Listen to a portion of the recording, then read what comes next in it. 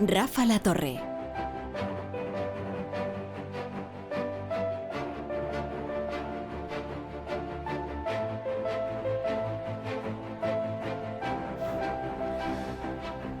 Antes, cuando hablaba con Ignacio Rodríguez Burgos, en realidad le he engañado. Yo no voy a bajar el archivo. Quien ha bajado al archivo es Marta García Bruno, que ese es su cometido en La Brújula. ¿Qué tal, Marta? ¿Cómo estás? Muy bien, encantada de estar aquí este nuevo año. Sí. No te voy a felicitar el año porque ya no procede, no hay restricciones a la cortesía. ¿No? Si felicitas 30 el año, de enero es se te devuelve la felicitación sin ningún problema ni reproche. Bueno, pues feliz año. Feliz año. Feliz año. Entonces, oye, pero ¿de qué nos vas a hablar hoy?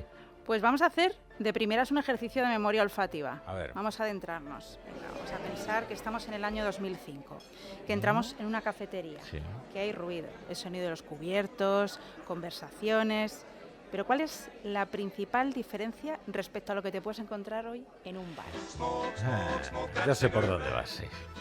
Humo, ceniceros, las colillas tiradas en cualquier lugar. Es decir, podías estar una semana sin fumar, que llegaba el fin de semana y te fumabas 2 cajetillas de tabaco, ¿no? O sea, bueno, pues era una situación preocupante. Pero fíjate la diferencia de nuestro grado de protección de la salud, que hoy en España no se va a poder tomar café de máquina con azúcar por ley, pero la de hace 20 años lidiaba en si se debía fumar o no. Así que el 5 de octubre de 2005, el Congreso de los Diputados decreta que nuestro país por fin va a ser sano para aprobar, atención, por unanimidad, qué concepto ese, ¿no?, tampoco utilizado hoy, la ley antitabaco. La ley no va contra nadie, va a favor de la salud de todos. Claro, es que hay que ponerse en el lugar de los hechos. Se acabó el poder fumar en centros de trabajo, en bares, en restaurantes, en universidades, en discotecas. Es prohibido fumar. Oye, fue por unanimidad, pero no de forma pacífica, no. ¿eh? Ahora te cuento. De momento el fumar se va a acabar, titularon los periódicos de entonces, así que las administraciones públicas retiraron los ceniceros para evadir a todo empleado de encenderse un cigarrillo, y el sentir en la calle, pero sobre todo en el sector hostelero, era que el gobierno iba a la caza del bar insumiso.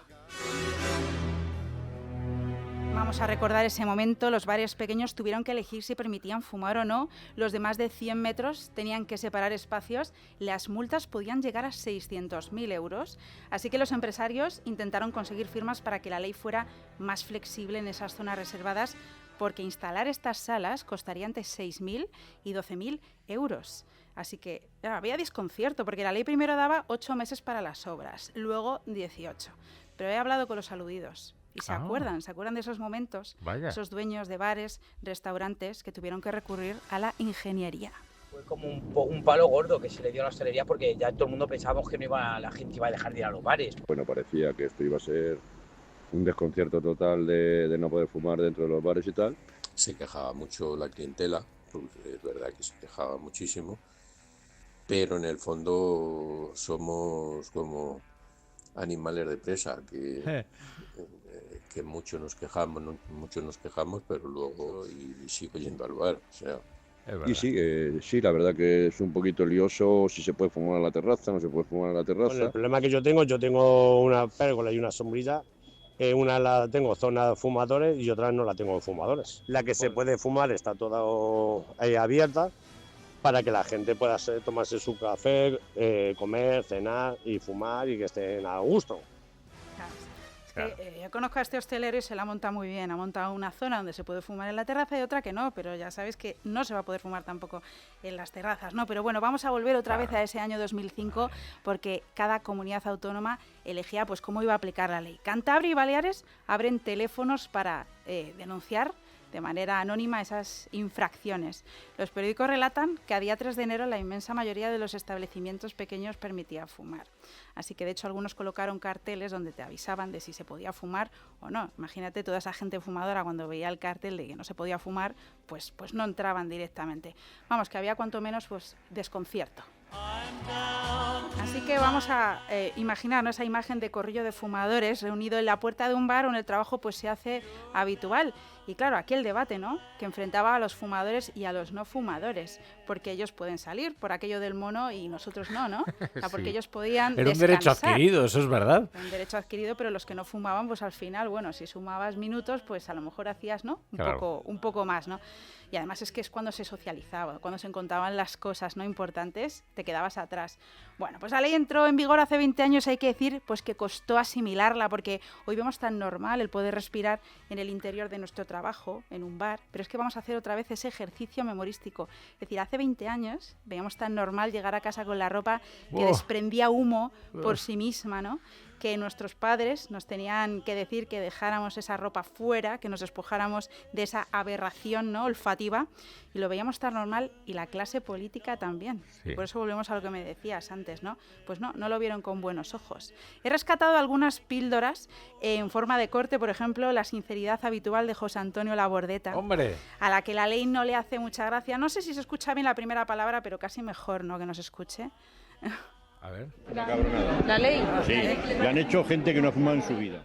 Pues, sí. Bueno, pues tenía razón. Sí, se ha escuchado lo de cabronada. Se ha escuchado, ¿verdad? Lo podemos repetir, ¿no? Cabronada. Sí, vale. Esta es un pecado venial. Vale, bueno, luego en mi casa le van a repetir, ¿sabes? Sí, también es verdad. Bueno, en esa misma jornada, pues en la que se debatía la ley, los diputados fumadores apulaban esas últimas caladas, ¿no?, en los pasillos del Congreso. Ellos, como el resto del 30% de la población, fumaba el 30% de la población española, pues reconocía haber intentado dejar muchas veces. Así que en el desván de los recuerdos he rescatado esta confesión de Eduardo Madina. A ver. Yo creo que hay que dejar de fumar siempre que se pueda. Y yo ya lo he intentado como, no sé si son 6 o 7 veces. Pues finalmente lo ha conseguido. Finalmente lo ha conseguido. También Mariano Rajoy. Sí. Bueno, es que era mucho más difícil dejar de fumar entonces, cuando tenías todo el humo a tu alrededor, cuando había ceniceros en los bares, cuando la tentación estaba tan presente. Eso es innegable, ¿no? Claro, estaba socialmente pues bien visto. Sí, es que ahora mismo, de hecho, tú ves el titular del Mundo de 2004 de Rajoy, que decía pues que se fumaba su primer puro después de desayunar y que llegaba a fumarse 12 al final del día. Así que, bueno, meses después declaró su firme intención de dejarlo en varias ocasiones, pero hasta 2013 no lo deja.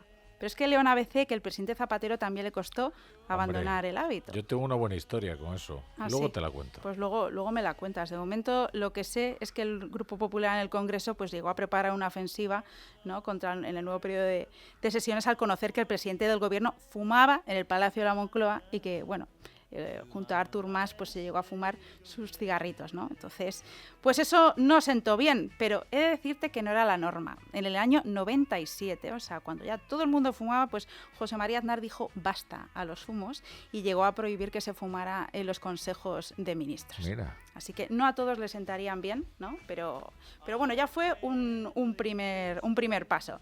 De hecho, el dato lo publica la revista El Fumador, que me hace gracia, editada por el Club de Fumadores por la Tolerancia.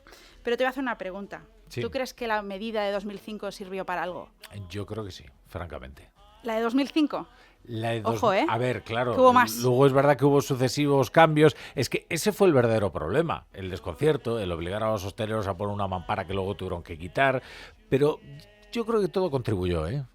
Pues 4 años después el 30% seguía fumando y es que incluso hubo un repunte.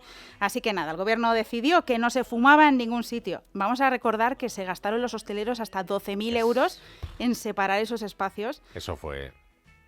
De hecho, conozco un restaurante donde llegaron a adaptar esa zona y dijeron, pues aquí hay que hacer algo, vamos a hacer un parque de bolas, ¿no?, para niños. Ah, bueno, claro, donde tenían ahí la mampara con el extractor. Eso es. Y así, bueno, pues así solucionamos, ¿no? Así los olores de los niños, pues así iba por el extractor ahora, ¿no? Eso es. Pero hubo gente que lo perdió todo, ¿no? Sí. Entonces, claro, pues ¿qué hizo en este caso? Por ejemplo, el Partido Popular, pues apoyó al sector que llegó a manifestarse contra esta ley porque decía atención, que se había perdido el 60% de sus ingresos. El gobierno recordaba entonces que su intención, pues no era criminalizar al fumador. Escuchar lo que dicen y, como se ha hecho en algunos países europeos, que si un restaurante o una cafetería deciden que quieren tener una habitación reservada para que una persona que fuma pueda entrar allí a fumar, pues como se hace en otros países europeos, que lo pudiera hacer. La ministra no es que incitara, no. La ministra responde a una pregunta y dice, bueno, ¿y qué pasa si un ciudadano ve que en un bar se está fumando? Pues responde lo que parece lógico, y es que se puede denunciar, igual que he visto que hay una asociación de consumidores que está promoviendo o haciendo denuncias. La delación. No, pero hay que respetar la ley. Bueno, es que aquí encaja muy bien mi historia con Zapatero. Es que yo viajaba, como muchos periodistas, cuando era corresponsal diplomático, en el avión oficial. En el avión oficial se fumaba. En el avión que del gobierno no era el Falcon, porque ese es más pequeñito, ¿no? En el que llevaban a los periodistas, ¿no? En aquellas grandes delegaciones, y se fumaba. Y cuando se hizo la ley, siguió fumándose, porque no se atrevían los oficiales a restringirlo porque Zapatero fumaba. Hasta que llegó uno y dijo, en mi avión no se fuma. Y la ministra Salgado además lo respaldó y se impuso su autoridad sobre la del presidente. Y se dejó de fumar en los aviones.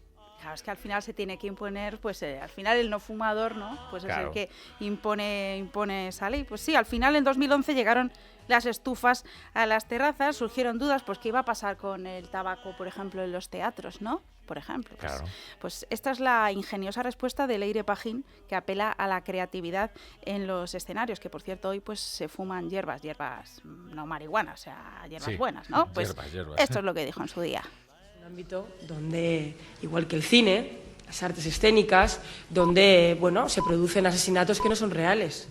Se producen situaciones simuladas con toda la creatividad de los actores y de las actrices. Por tanto, entenderá que hay muchas fórmulas para simular que uno fuma sin necesidad de fumar. Pero es que esta ley entró con mucho disimulo porque con fumar molaba, ¿no? Sí, entonces sí. Ahora ya no. Fumar es un placer genial, sensual. Fumando espero al hombre quien yo quiero, tras los cristales de alegres ventanales.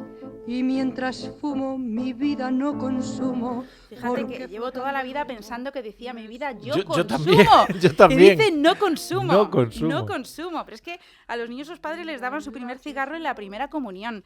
Contabas que no se podía fumar en los aviones, es que hasta el 99 se podía fumar en los aviones, hasta el 88 se podía fumar en los hospitales y en los colegios. Pero es que fíjate que quiero terminar con estos claims de televisión de los años 50 y 60, que no es que fueran pegadizos, es que no podían incitar más. Cuando tabaco de alta calidad es como se descubre el placer de fumar. Fume, fume, fume, fume. Sabor maduro a tabaco. Pruébelo. Saben bien y se fuman mejor. Sensacional cigarrillo tipo habano concebido para auténticos fumadores. ¡Qué bárbaro! Ahí está, bueno. Nos llevamos las manos a la cabeza, pero oye, hay que darle las gracias a esta ley porque hemos dejado de fumar. Eran peores los anuncios aquellos de 8 de cada 10 médicos recomiendan Kent. Vamos a ver, voy a volver en 20 años a ver lo que se prohíbe, porque ojo, dejo caer que lo mismo las redes sociales en 20 años. Ojalá dentro de 20 años podamos hacerlo. Dejo caerlo. Bueno, ya veremos. Muchas gracias, Marta. Gracias, Rafa.